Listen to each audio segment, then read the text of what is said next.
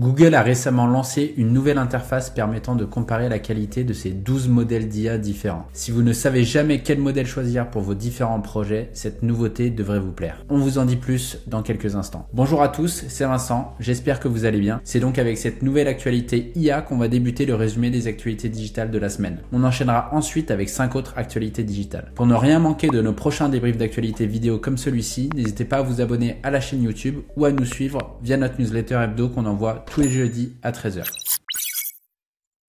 Google AI Studio a donc dévoilé une toute nouvelle fonctionnalité qui va vous permettre de comparer tous les modèles d'IA proposés par Google l'un face à l'autre. Donc pour le moment, vous allez pouvoir tester deux modèles d'IA l'un face à l'autre. Donc c'est-à-dire que vous allez pouvoir sélectionner parmi une sélection de 12 modèles d'IA du côté gauche et du côté droit et donc les comparer l'un à l'autre en fonction des instructions personnalisées que vous aurez listées. Donc vous allez pouvoir définir des instructions personnalisées pour cadrer les modèles. Donc ça sera la même pour les deux différents modèles et ensuite vous allez pouvoir insérer votre prompt et donc comparer les réponses des différents modèles. Ce qu'il faut savoir, c'est que vous pouvez aussi intégrer des fichiers. Donc ça peut être des fichiers insérés via Google Drive, via du coup des fichiers Google Sheets, Google Docs, Google Slides, etc.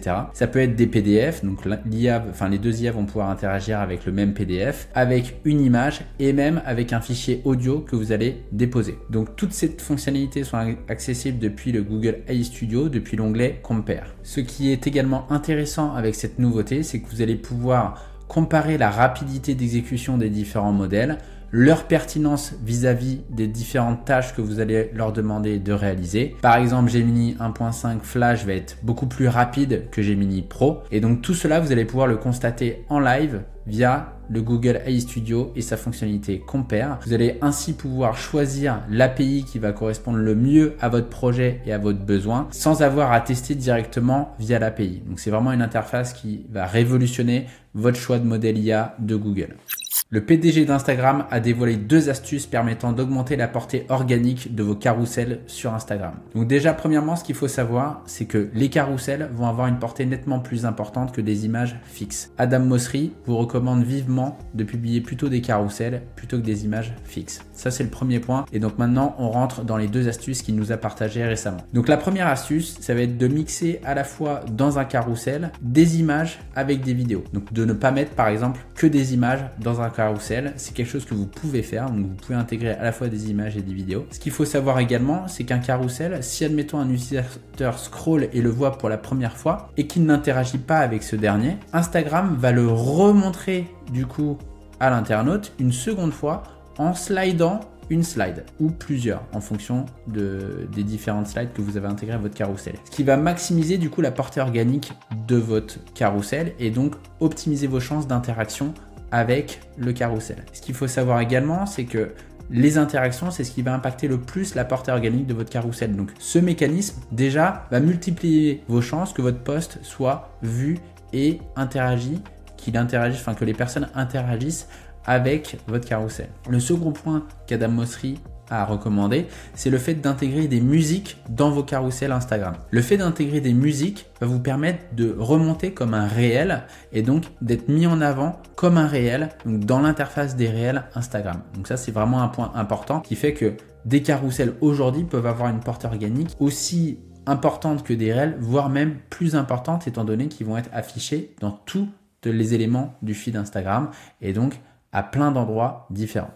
LinkedIn a dévoilé plusieurs nouveautés qui vont plaire à la fois aux annonceurs et aux agences qui réalisent des campagnes publicitaires sur les réseaux sociaux professionnels. La première annonce qui a été faite, c'est la possibilité désormais de sponsoriser des publications qui vont être liées à un événement live. Donc c'est-à-dire que désormais, via les Thought Leader Ads, les internautes vont pouvoir sponsoriser une publication qui parle d'un événement en direct. Cet événement en direct va pouvoir avoir un preview de 30 secondes donc dans la publicité. Ça va donner un petit peu envie aux personnes d'interagir et de rejoindre le direct. Les internautes vont aussi pouvoir du coup cibler de manière précise et géographique les personnes auxquelles elles souhaitent afficher cette publicité d'événements en direct. Enfin, les autres nouveautés qui ont été annoncées concernent les annonces Accelerate. Donc ces annonces qui existent déjà vont pouvoir intégrer désormais des médias, donc notamment des vidéos, des documents, donc des e-books par exemple. Historiquement, on ne pouvait uniquement insérer que des images dans ces publications sponsorisées. Donc ça, c'est une nouveauté qui devrait permettre de diversifier la capacité de créer des publicités sur LinkedIn. Meta, la maison mère de Threads, a dévoilé 10 conseils pour maximiser la portée de vos publications sur le nouveau réseau social concurrent de Twitter. Donc on enchaîne avec les 5 premières. Donc les 5 premiers conseils, ça va être déjà dans un premier temps d'interagir le plus possible avec les personnes sur Threads. Donc à la fois via vos propres publications, donc de répondre aux commentaires des différentes personnes, mais aussi sur les publications de personnes tierces qui sont liées à votre secteur d'activité. Ça, c'est le premier point et c'est le point le plus important puisque Threads va encourager les échanges et les discussions. C'est vraiment le but premier de ce réseau social. Et donc c'est pour ça que plus une publication va avoir de réponses et d'interactions, plus Threads va la montrer dans son algorithme. Le deuxième point, c'est le rythme de publication. Le rythme de publication idéal selon Meta, ça va être entre 2 et 5 publications par semaine. Donc bien sûr, le plus de publications sera le mieux. Le plus régulier vous serez, le mieux ce sera. Mais Meta propose un petit peu cette ordre de grandeur pour vous donner un peu un aperçu. Ces données, ils les ont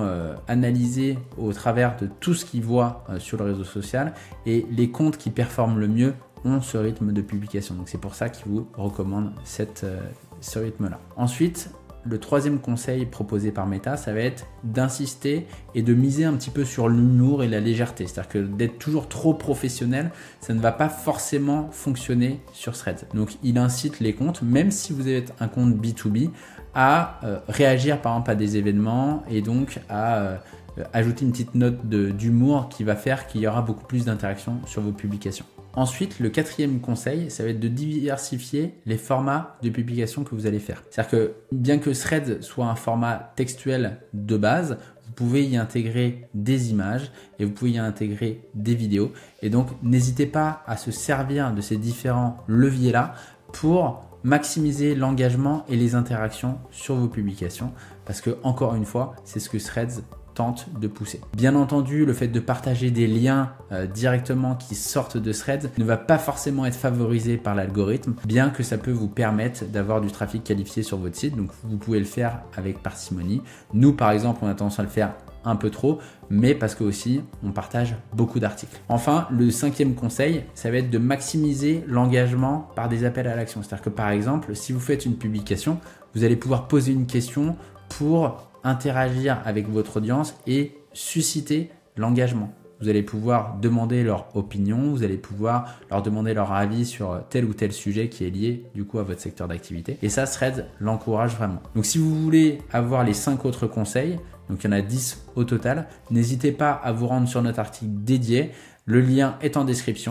Vous pouvez désormais créer une carte de visite virtuelle via votre compte Instagram. Donc désormais, quand vous partagez votre compte, vous allez pouvoir créer une carte de visite qui va d'un côté avoir le QR code associé à votre compte Instagram et de l'autre côté, votre photo de profil avec votre bio et les quelques liens associés à votre profil. Donc vous allez pouvoir partager cette carte de visite virtuelle à la fois via une story, mais vous allez pouvoir aussi télécharger une vidéo qui va du coup avoir une petite animation de votre carte de visite que vous allez pouvoir ensuite partager sur différents réseaux sociaux ou bien sur votre site web par exemple.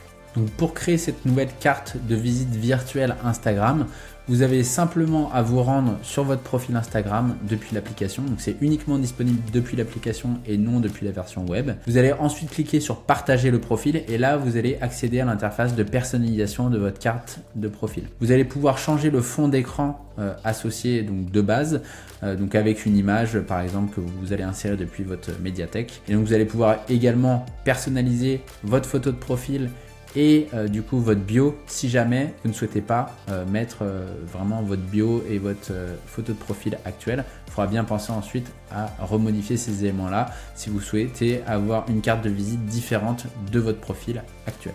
Une nouvelle fonctionnalité lancée par iOS 18 va permettre aux utilisateurs de bloquer les publicités et les éléments d'une page web qu'ils le souhaitent, comme des CMP donc qui servent à obtenir le consentement des utilisateurs concernant les cookies. Donc c'est un véritable problème pour les éditeurs de sites et les propriétaires de sites internet, notamment les médias. Et donc une coalition d'associations a récemment alerté Apple sur ce point et souhaite potentiellement engager une action en justice pour aller bloquer cette nouvelle fonctionnalité baptisée Distraction Control. Donc Distraction Control sera uniquement disponible via Safari. Donc bien que son impact sera globalement limité aux utilisateurs d'iOS et d'iPhone, ça reste quand même un problème potentiel pour les éditeurs de sites qui se monétisent principalement grâce à la publicité en ligne. En tout cas pour ceux qui proposent de l'information 100% gratuite comme c'est notre cas. Donc cette nouvelle fonctionnalité, donc disponible via iOS 18, concrètement, elle fonctionne comment ? Vous allez sélectionner directement depuis votre navigateur Safari les éléments qui vous posent problème, comme des publicités. Vous allez cliquer dessus et ensuite vous allez pouvoir les masquer. Donc la limite, on va dire, de cette fonctionnalité, c'est que si vous changez de page, ça ne va pas prendre en compte votre choix pour toutes les pages. Mais en tout cas, ça va vous permettre, par exemple, d'épurer et d'enlever tous les éléments qui sont vraiment bloquants pour la navigation et qui vous empêchent d'accéder à l'information. Donc ça peut être utile dans certains cas quand les sites internet sont vraiment blindés de publicité ou de pop-up en tout genre et que ça devient vraiment inutilisable. Voilà pour les principales actualités digitales de la semaine. Pour en avoir davantage, n'hésitez pas à vous abonner à notre newsletter hebdo qu'on envoie tous les jeudis à 13h. Donc on vous envoie un condensé de toute l'actualité digitale que nous, on screen au quotidien. Et si vous souhaitez recevoir les notifications pour les prochains débriefs d'actu en vidéo comme celui-ci, n'hésitez pas à vous abonner à la chaîne YouTube et à activer la cloche. Comme ça, vous recevrez une petite notification chaque vendredi quand on sort un nouvel épisode. D'ici là, je vous souhaite un très bon week-end et je vous dis à vendredi prochain. Salut!